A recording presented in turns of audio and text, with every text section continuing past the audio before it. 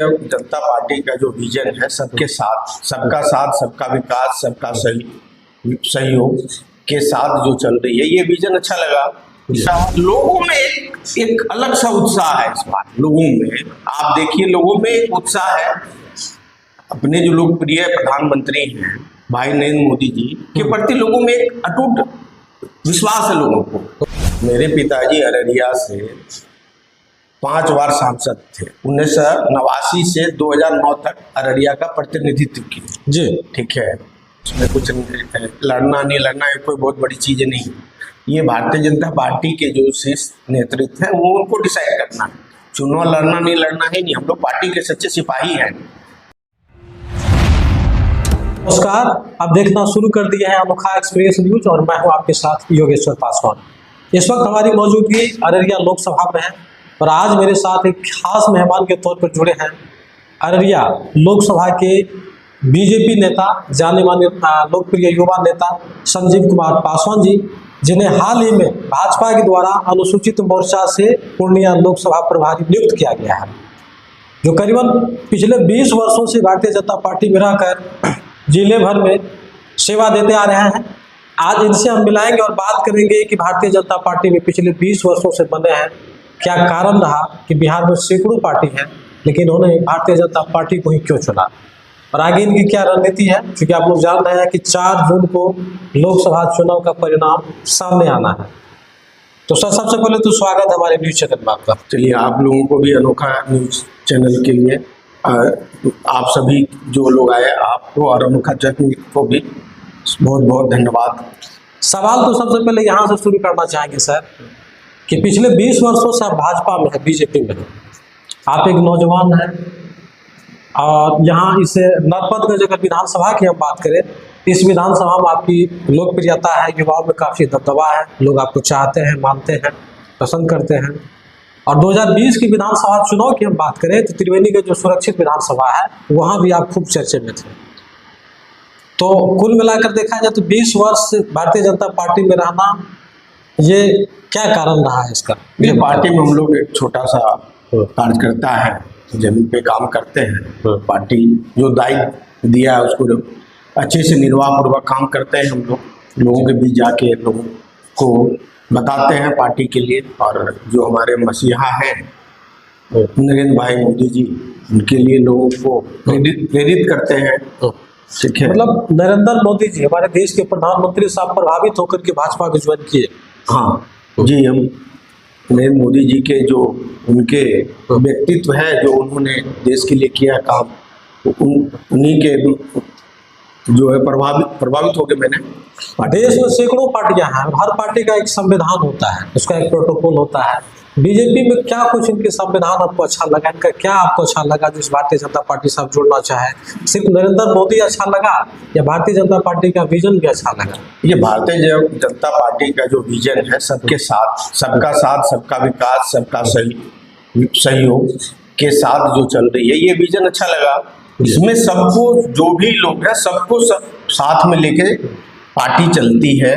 उनके जो भी सुख है दुख में है, पार्टी हर हमेशा उसके बारे में चिंतन करती है जी, आम लोगों के हित की बात करती है।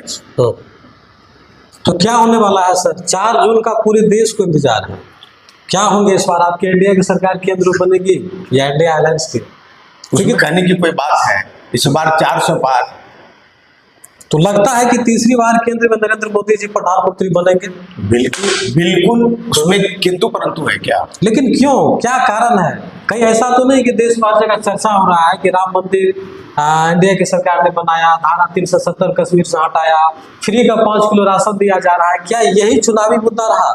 नहीं, ऐसा तो कुछ नहीं लगा। लोगों में एक अलग सा उत्साह है इस बार। लोगों में आप देखिए, लोगों में एक उत्साह है। अपने जो लोकप्रिय प्रधानमंत्री हैं भाई नरेंद्र मोदी जी के प्रति लोगों में एक अटूट विश्वास है लोगों को बताने की जरूरत नहीं पड़ी लोगों को। इस बार आप जब 4 तारीख को जो बक्सा खुलेंगे आपको दिख जाएगा कि लोग महागठबंधन को चाह रहे हैं कि किसको चाह रहे हैं। बिहार में कितनी सीटें आप लोग ला रहे हैं? देखिए, हम लोगों का तो है कि जो भी है, हम लोग 17 सीट भारतीय जनता पार्टी लड़ रही है, 17 सीट पे जदयू लड़ रही है। मैक्सिमम हम लोग जो है मैक्सिमम सीट जीतेंगे हम लोग। चलिए आगे हम बात कर लेते हैं आपके राजनीतिक जीवन के बारे में। जैसा कि जानकारी मिला कि आप 20 वर्षों से भारतीय जनता पार्टी में हैं। इससे पूर्व में 2020 के विधानसभा चुनाव में सुपौल लोकसभा से बात करें तो वहाँ एक सुरक्षित विधानसभा त्रिवेणीगंज है, वहाँ भी आप चर्चे में थे, लेकिन किसी कारणवश वहाँ से आपका चुनाव नहीं लड़ना, क्या उसका कारण रहा था? देखिए, मेरे पिताजी अररिया से 5 बार सांसद थे। 1989 से 2009 तक अररिया का प्रतिनिधित्व किया जी, ठीक है। 5 बार मेरे फादर यहाँ, जब तक 2009 तक अररिया संसदीय सुरक्षित क्षेत्र थे तब तक 5 बार सांसद थे। अररिया के बाद गोपालगंज हो गया जी, ठीक है।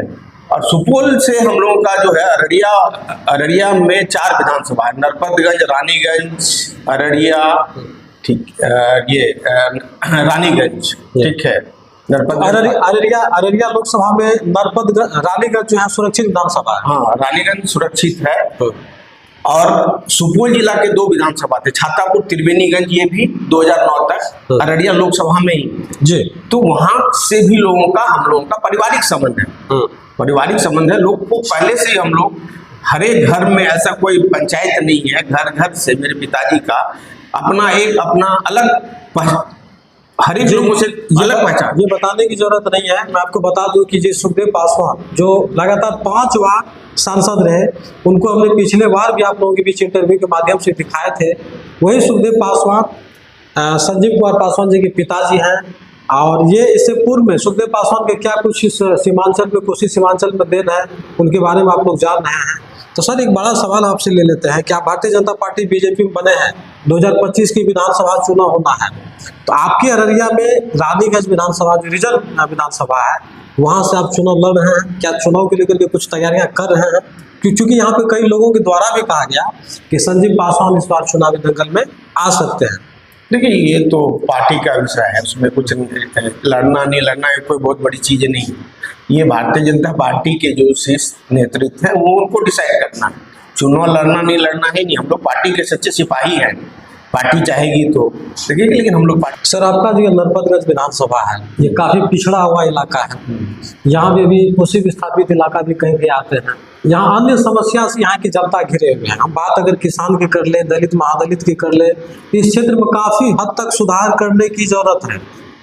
तो क्या आप चाहते हैं, चूंकि आप तो भी पार्टी में एक आम कार्यकर्ता के रूप में हैं, लेकिन चुनाव लड़ना आपको उद्देश्य है या नहीं है 2025 की विधानसभा? नहीं, हम एक आम कार्यकर्ता है, वो पार्टी को क्योंकि इन समस्याओं को दूर तो तब किया जा सकता है जब आप किसी संवैधानिक पद पे होंगे। नहीं, ऐसा कुछ नहीं है कि MP MLA होके ही हम जो है संवैधानिक पोस्ट हुए तभी हम काम कर सकते हैं समाज में, ऐसा कोई धारणा नहीं। ये मेरा प्रश्न नहीं है। बड़े काम को करने के लिए तो पद तो चाहिए। आप व्यक्तिगत इंसान क्या कर सकते हैं सर? अधिक से अधिक है कर सकते हैं, एक हम लोग सिस्टम डेवलप करके, ठीक है, जो चला रहे हैं NGO है, काफी लोग हैं हमसे जुड़े हुए हैं, उनसे भी जो भी सहयोग लेके हम लोग कर सकते हैं। हम लोग केवल आदमी, हम लोग को समाज को अवेयर कर सकते हैं, जो भी है उसको हम लोग कर सकते हैं। उसमें ऐसा नहीं है कि MP MLA होंगे तभी कर सकते हैं। बहुत लोग, आप नाना पाटेकर को देखिए, बहुत सारे लोग हैं कि MP MLA होके ही काम किया जाए समाज में, ऐसा भी बहुत बड़ी चीज है। एक आखिरी सवाल आपसे सर करना चाहेंगे कि पूरे बिहार में 40 लोकसभा सीट में से एक हाजीपुर लोकसभा सीट की अगर बात करें तो स्वर्गीय रामविलास पासवान जी का कर्मभूमि रहा है। उन्होंने वहाँ 8 बार लोकसभा का प्रतिनिधित्व किया और हाजीपुर को गोद भी लिया था। क्या लगता है उनके बेटे चिराग पासवान जी इस बार दंगल में हैं? वहाँ पे चिराग पासवान बनाम शिवचंद्र राम जो महागठबंधन के प्रत्याशी हैं, दोनों के बीच काफ़ी तकरार है। हालांकि वहाँ मतदान संपन्न हो गया है, लेकिन वहाँ किस तरह का रिजल्ट आएगा? पिता चिराग पासवान जी अपने पिता का स्थान प्राप्त कर पाएंगे? उसमें किंतु परंतु है। चिराग जी एक लीडर है, दलित के बहुत बड़े लीडर हैं, और वहाँ हाजीपुर उन लोगों का विरासत रहा शुरू से। देखिए आप, चिराग पासवान जी वहाँ काफ़ी वोटों से, लाखों वोटों से जीतेंगे वहाँ, उसमें सोचने की कुछ जरूरत नहीं। 4 तारीख को मत ये है ना, मतगणना, आप देख लीजिएगा, उसमें नहीं है, उसमें सोचने की। हालांकि एनडीए के द्वारा 5 सीटें चिराग पासवान को दिया गया, 1 सीट काट लिया गया, क्योंकि आप जानते हैं कि पूरे बिहार में 6 लोकसभा सीट जो सुरक्षित लोकसभा सीट है उस पर पासवान जी भी चुनाव लड़ते थे। तो ये पर्याप्त सीट थी चिराग के लिए 5 सीट? तो वो तो पार्टी को डिसाइड करना था कि कितने सीट पे लड़ना है। तो अच्छा, ये इस बात को आप श्योर कर रहे हैं कि चिराग पासवान जी हाजीपुर लोकसभा सीट जीत रहे हैं? मुझे तो लग रहा है, जो एक मुझे अनुमान बताइए कितने मतों से वहां जीत हासिल करेंगे? देखिए, हमको तो लग रहा है कम से कम 2 लाख से वोट से तो जीतना चाहिए। तो चलिए, जानकारी देने के लिए बहुत बहुत धन्यवाद सर आपका। धन्यवाद। हमारे साथ जुड़े हुए थे संजीव कुमार पासवान जी, जो भारतीय जनता पार्टी और अनुसूचित मोर्चा प्रभारी पूर्णिया से हैं और पिछले 20 वर्षों से ये भारतीय जनता पार्टी में रह के संगठन को मजबूत करने की दिशा में कार्य कर रहे हैं। इनसे हमने वो तमाम जानकारी लिया पार्टी के बारे में, और 4 जून को जो देश में रिजल्ट आने वाले हैं, चुनावी परिणाम आने वाले हैं, उन तमाम क्षेत्रों में भी बात किए। और उससे पहले हम बता दें कि आप लोग जान रहे हैं कि 5 बार सांसद रहे सुखदेव पासवान जी, एक्स MP, जो इनके पिताजी हैं। और यहाँ कोसी विस्थापित इलाका में अररिया, सुपौल, मधेपुरा, सहरसा हो या मधुबनी हो, इन तमाम 5 से 6 जिला में ये लगातार निरंतर संघर्ष करते रहते हैं। तो सवाल ये था, क्या संजीव कुमार पासवान जी जिस तरह सभी चर्चा में है, कहा जा रहा है कि यहाँ रिजर्व जो विधानसभा, रानीगंज विधानसभा है, यहाँ से भी 2025 के चुनाव लड़ सकते हैं। हालांकि ऐसा कोई जानकारी उन्होंने नहीं दिया। इन्होंने यहाँ तक कि कहा, अगर पार्टी के शीर्ष नेतृत्व ने चाहा तो हम निश्चित रूप से चुनाव लड़ेंगे। तो संजीव पासवान जी जो कि युवा नेता है, काफ़ी तेज तर्रार है, और जिस तरह से ये पार्टी में लंबे समय से है और तमाम चीज़ों पे उन्होंने जानकारी दिया, तो आप लोग इनके बातों से कितना सहमत हैं? अपनी राय दें और देखते रहें अनोखा एक्सप्रेस न्यूज। धन्यवाद।